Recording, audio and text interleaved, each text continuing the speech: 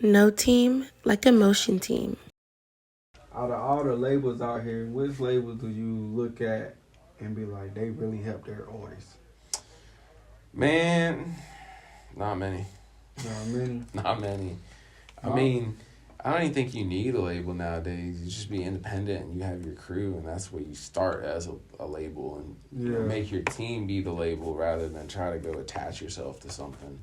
It's cool for distribution to like attach yourself for distribution, but I don't see any need to. You know, I think you get a clique of people, a clique of close friends that are like minded, that all cover different areas. Yeah. And that's your team and your label, and that's everything. Is what I think you should do, because that way you kind of keep everything in house with your people. Everything's split the right way. Yeah. I mean, obviously, you know, motherfuckers might try to play some games, get funny with some money, but you know, transparency and having like people you can trust and build together is, I'd rather do that than go try to fucking, you know, motherfuckers would go sign a 360 for $3,000.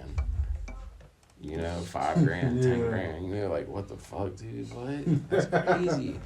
Yeah, everything on the internet. You can do it all on the internet. You don't need none of that at all. So get your group. Make sure you got the right people around you, the people that motivate you. You know, they say that, like, I don't know the saying, but like, you're what are with your friends. You are what your friends are. Yeah, I know. You know what I'm saying? So you hang around bums, you're going to be a dusty bum. So better yourself and keep yourself around motivated people, like-minded minds, and that's how you really can get something and build something, I think.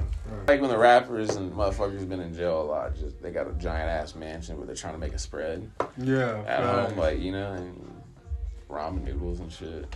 Yeah, they got money for everything, but it's just, you know, it's the comfort food product to your environment. So do you think jail helps with anything? Helps? Yeah. Probably not. I mean, some people can. So it can help some people. You know, some people can sit down and write a lot and kind of formulate a plan and get their lives together. You know, some people, it can just ruin their life because, you know, you get on probation, you got X years probation, and then, you know, it's impossible for cycle. And I mean, it definitely is a cycle and a system, and it fucks people up, and it definitely hurts a lot more people than it helps, I think. Yeah. But I think it can definitely, you know, there's some people that have sat down and gotten their shit together. Yeah, I think the same thing is kind of true with college, man. You know, college some people can sit down and get their shit together in college and launch themselves into banking. Yeah. And some kids can get a fentanyl addiction. Okay. You know what I'm saying? True. That is true, though. Like, and you're wasting a ton of money on it. You know what I'm saying? You're like wasting all that money on college, ain't doing shit. Got a fentanyl addiction or overdosed. But the dude next to you spent the same amount, now he's in finance. So it is what you make of every situation in life. You just gotta make the best out of everything, I think. What keeps you from like crashing out? Like when situations are like people like prevented to you that make you be like, I could take it there with this person, like, or piss me off to this point, but you just turn your cheek and keep going. A lot of things, man. I like to be comfortable. You think it's maturing with age, too? As I get older, I do kind of feel like maturity. Yeah, so that's a big one. So I fought a lot. I got kicked out of schools. I got kicked out of high schools and shit. I got in a lot of fights growing up. Because I moved every year. I went to 11 schools in my 12 years. Yeah, I moved almost every year. Oh, you said 11 years and 11 schools and 12. Okay. Yeah. That is. So like K through 12, I went to like 11 schools. Most people go to 3, like the same middle, same high school, same elementary. Yeah. But yeah, I moved every year, so I got in a lot of fights. And my grandpa, he kind of raised me as a father figure until I was, you know, around 10. But he was pretty violent. He was a boxer, and he was always like, whoop motherfucker's ass. Yeah. And so I got in a lot of fights when I was younger, and I like to be comfortable, man. I ain't even, you know what I'm saying? There's some shit, you know, I used to get real fucked up, man. I was DJing at a party. Bro, and I don't know, I guess some dude came up to my girl and was like, oh, like, hey, come fuck with me, like, fuck him or some shit like that, bro. It was the funniest thing ever. It was back in peak 2015, 2016. I was barred out. Yeah. I was barred out. And she comes up and tells me, I'm like, who's this motherfucker? She points. I'm like, seeing it, I point at him. It's the funniest thing ever, dog. I'm pointing at him. He looks over across the room, sees me pointing at him, and his jaw drops. It was about the funniest fucking thing ever. Dude, I went out there and fucking, I knocked his ass, man. I felt bad because I broke a glass at my hip. He had a glass in his hand or some shit. Broke all at my hippie friend's house. They walk around barefoot and shit. I'm like, oh shit. Sorry, I got glass everywhere and shit. But yeah, no, I fucking knocked his ass down fucking twice. He kept trying to get back up and he couldn't do shit. Yeah, but everybody needs a good ass whooping in your life, though, I think. Yeah. You know, like, so my biggest thing coming from Florida, I fucking hate these North Raleigh kids. These white kids in North Raleigh, they act so fucking ghetto. They want to fucking, like, finesse, do this, that, the other. None of them have ever had their ass beat. None of them fight each other. Like, they're all just rich, role-playing, hood, fucking punk-ass white kids. Yeah. And I fucking hate these North Raleigh kids. 'Cause where I come from, like, you will get your ass laid out and you will learn the boundaries of how to fucking act. How to use these. Either how to use these or use the boundaries on when to not disrespect someone. But none of these kids have those fucking boundaries because they never got knocked out. Yeah. And I feel like, you know, even if you lose a fight, bro, if you give it all, you know, you get back up, you giving it your all, you get your ass beat.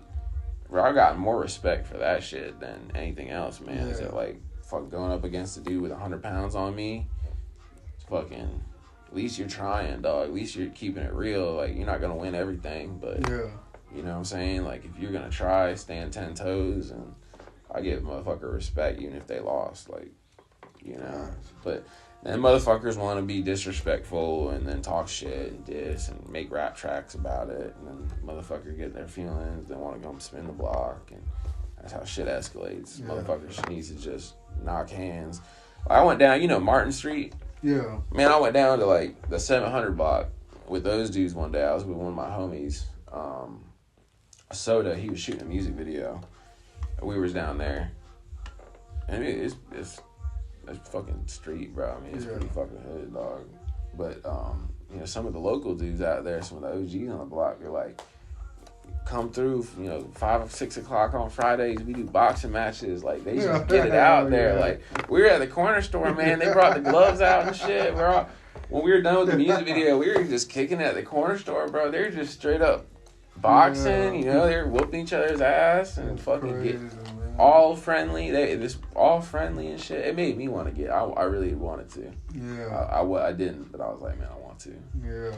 But yeah, man, the last fight and shit I got in, instead of crashing out, I just thought everything I had to lose, bro, and I just kind of choked this kid out instead of rock him. Yeah. And the cops got called. My girl lived next door, so I ran next door and changed clothes. And I see cop cars going back and forth and shit like that. But I had a totally different hat, everything on, changed clothes.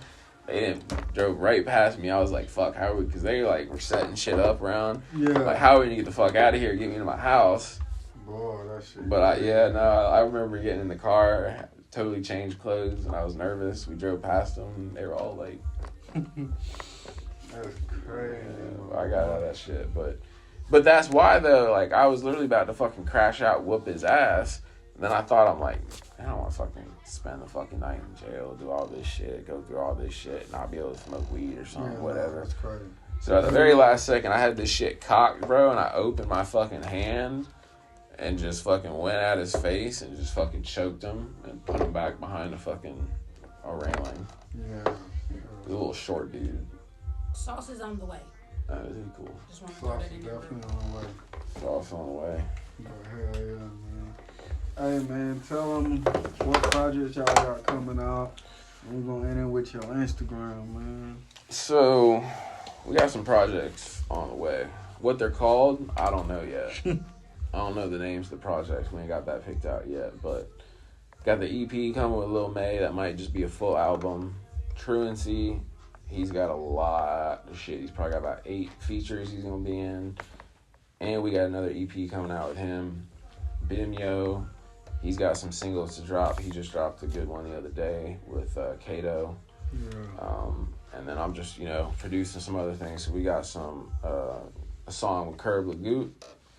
Try to finishing that up, and I got some beats with 808 Mafia with Pyrex Whipper to finish up, and there's some other people too I can't even think of, but those are the bigger ones. But shout out Curb, shout out Pyrex, shout out 808 Mafia, FTP, all of them. What's your Instagram, brother? 80G Music, 80G Music. Hit me. Yo, appreciate y'all having me, man. Hit me up for beats, anything y'all need online. 80G Music, 80G Music. All right, man. We just got this interview out the way with Extra Motion, man. 80G's in the house, my brother, man. Hey, make sure y'all tap in with him for the beats. Hey, and he managing good artists, man. Promoting them good, man. Hey, make sure y'all tap in. Hit that subscribe button for me. Extra Motion. No team like a motion team.